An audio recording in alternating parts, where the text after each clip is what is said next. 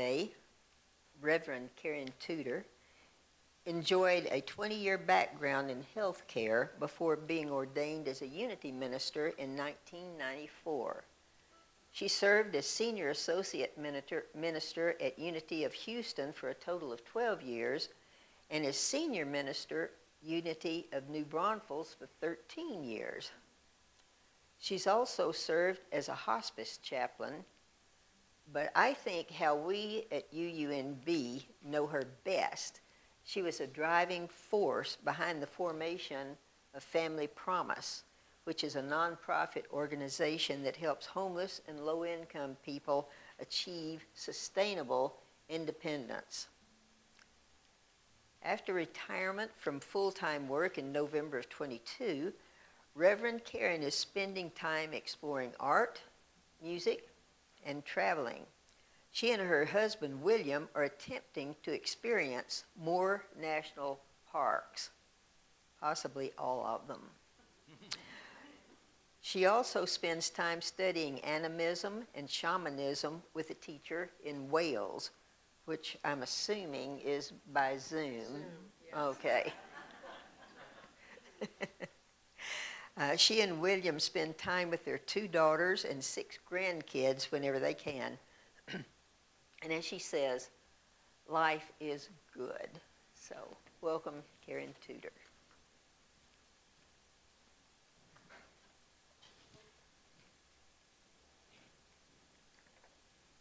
So much for having me today. I've been really looking forward to this. Speaking of Zoom, there are so many ways that one can speak these days that even though I'm in retirement, I've been invited to do some speaking, and it's often been on Zoom, which is, I have to say, my new favorite way to do it because I just have to get dressed from the waist up, and it's so much easier. And then it's over, and I can have coffee and lunch and everything. So, but I still get the fun, and it's really very engaging.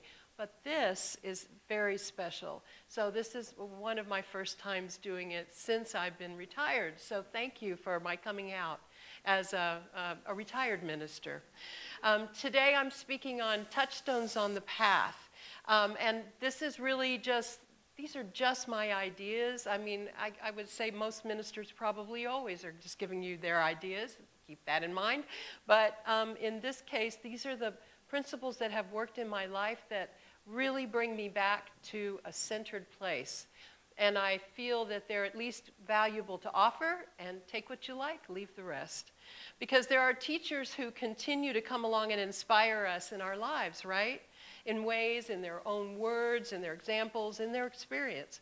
And like anyone, I've been influenced, of course, for many years by people like Thich Nhat Hanh and Don Miguel Ruiz and Eckhart Tolle and too many others to name, actually. And 12-step recovery was really a huge turning point in my life. And still, I feel the solid foundation in that.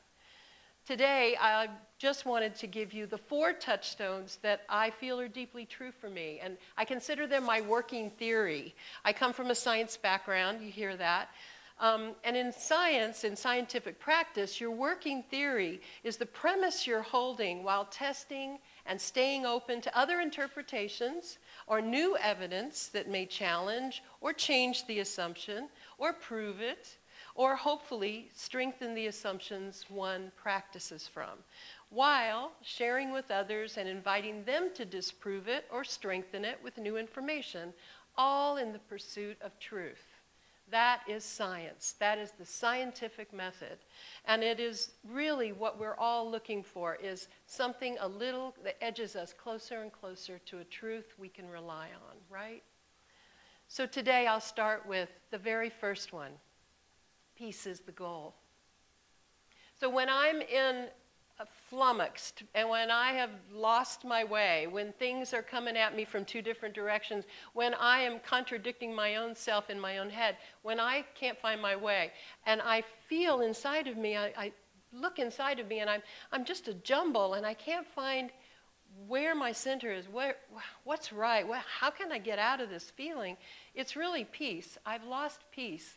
And when I remember that peace is the goal, That peace is the goal in every moment. That I can't solve all this chaos around me. I can't solve the problems. I can't stop them from yelling at each other. I can't make a change right now. I have no power in this situation. Because if I did, this thing would be over, right?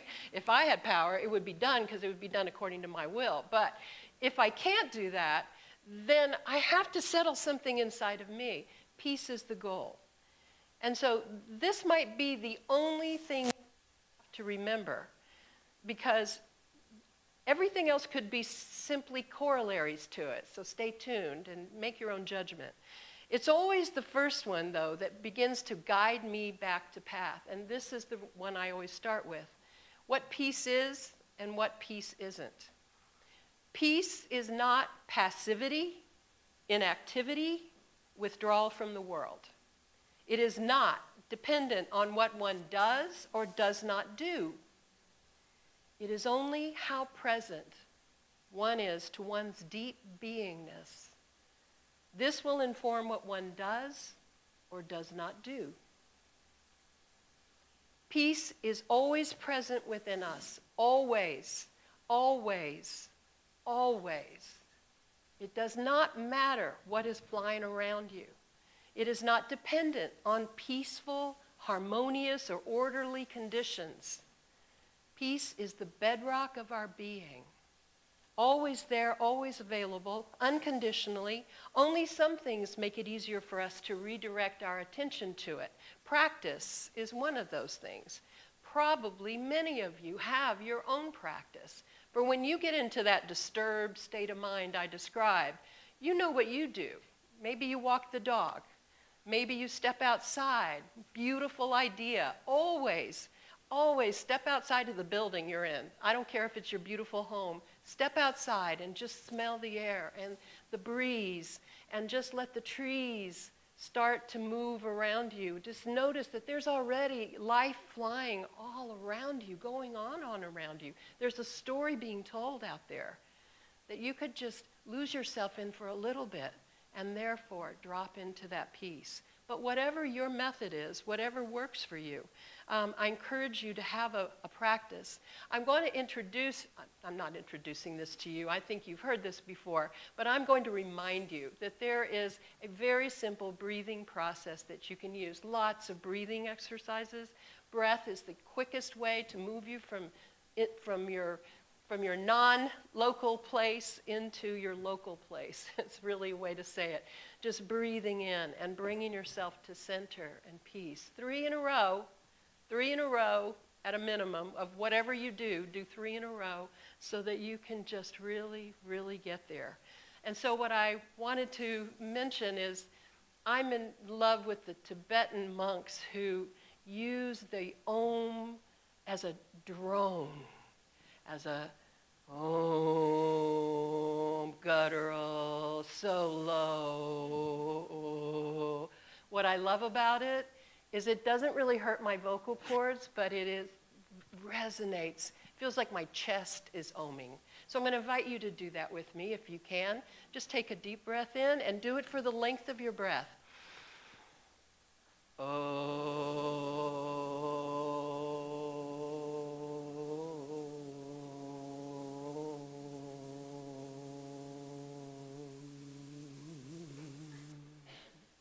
Again.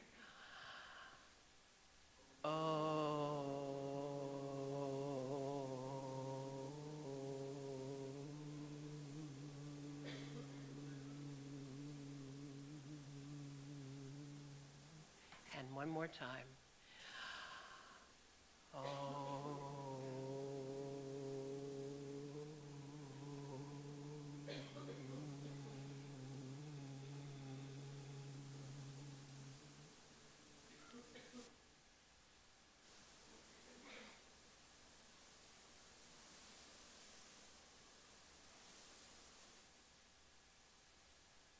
Can you feel that?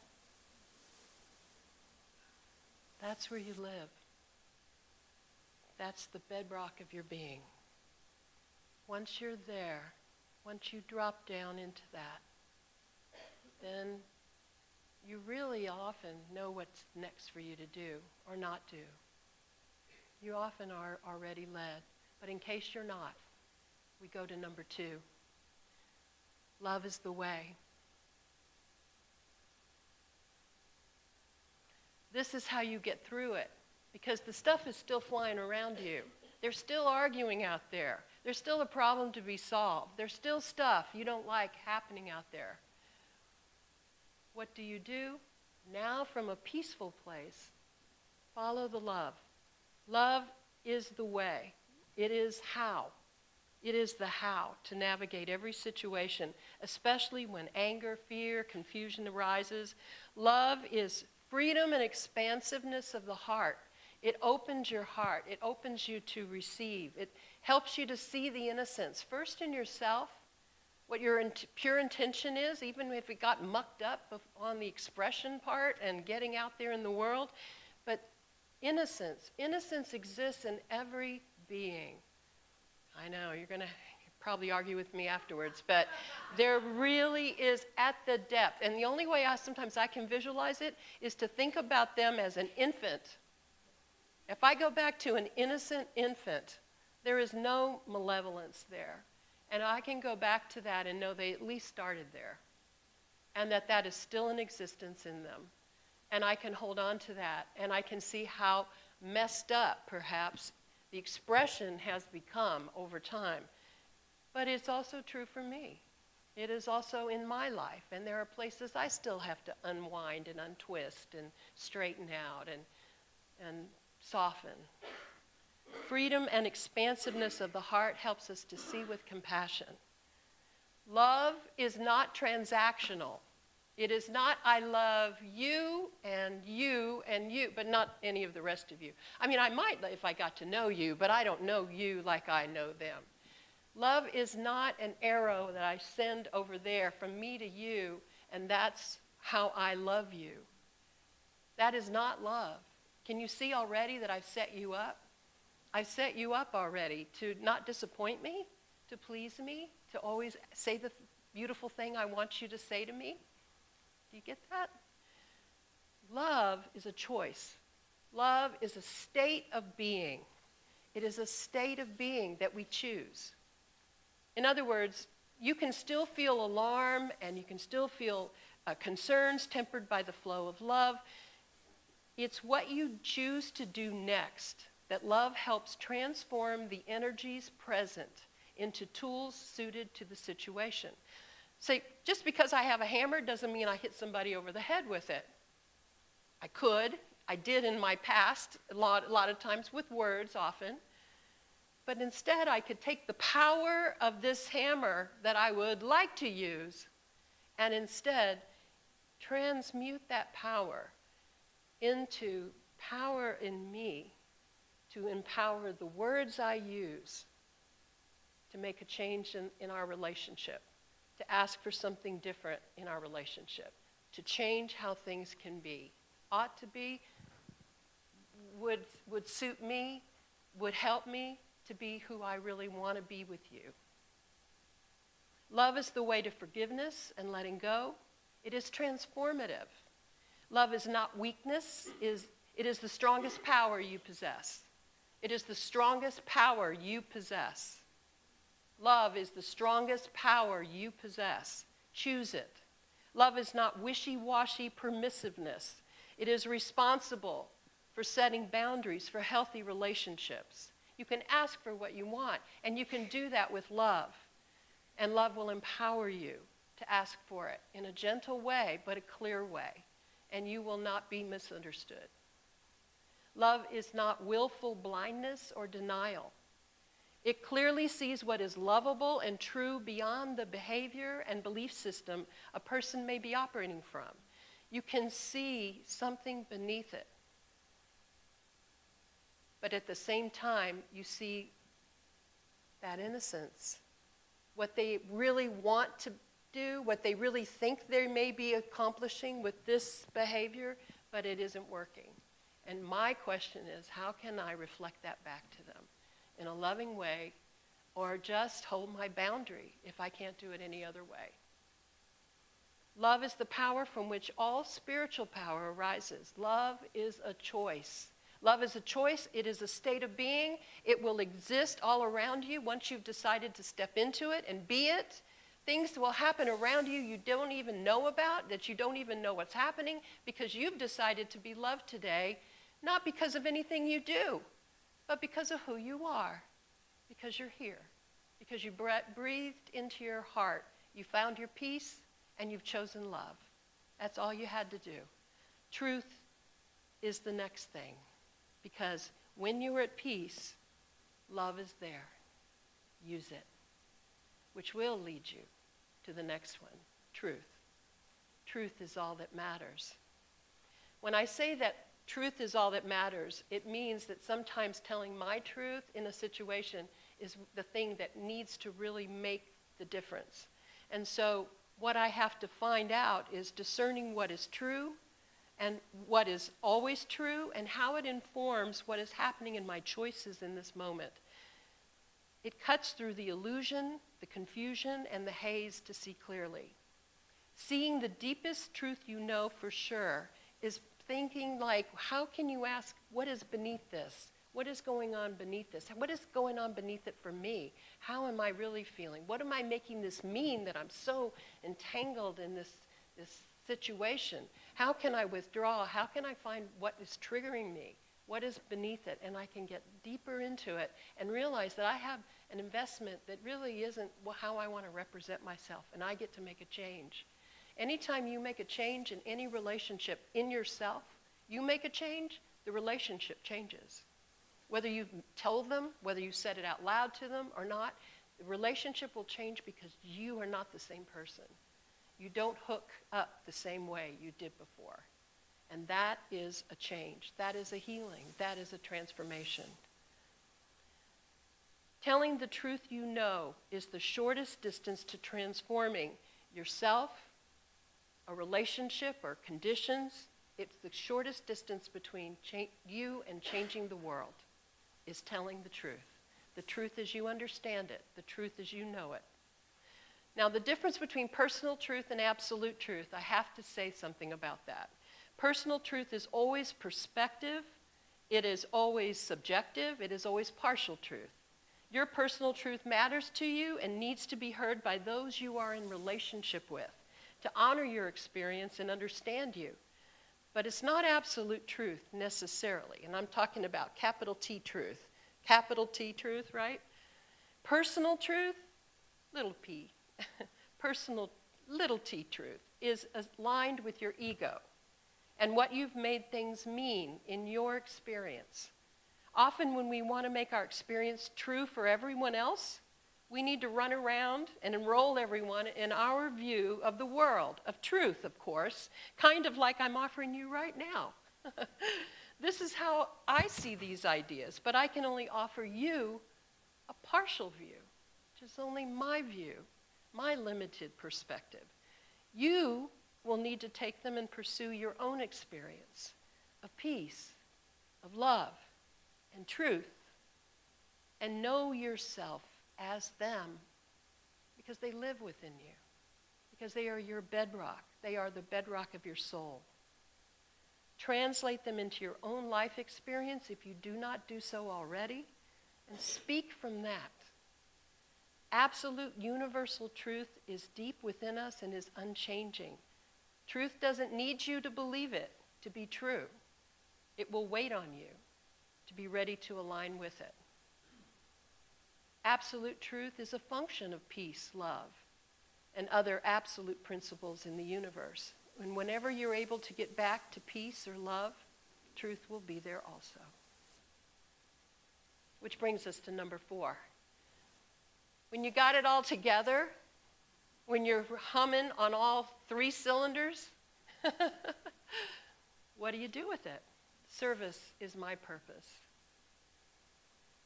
Why am I here? Why does any of this matter? What is the meaning of my small temporary life?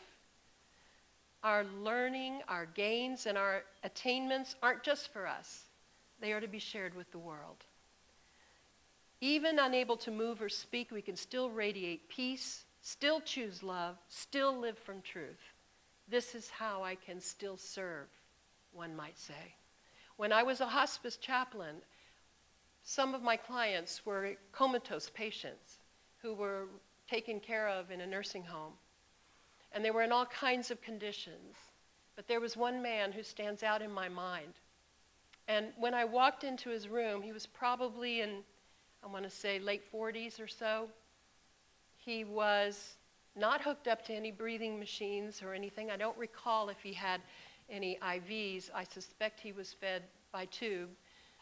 But he was sitting at an angle. He wasn't sitting. He was laying at an angle, probably to help him breathe, in his room. His eyes were closed. His face was lit with a light I can't describe. He didn't really move. He just calmly breathed, continued to breathe.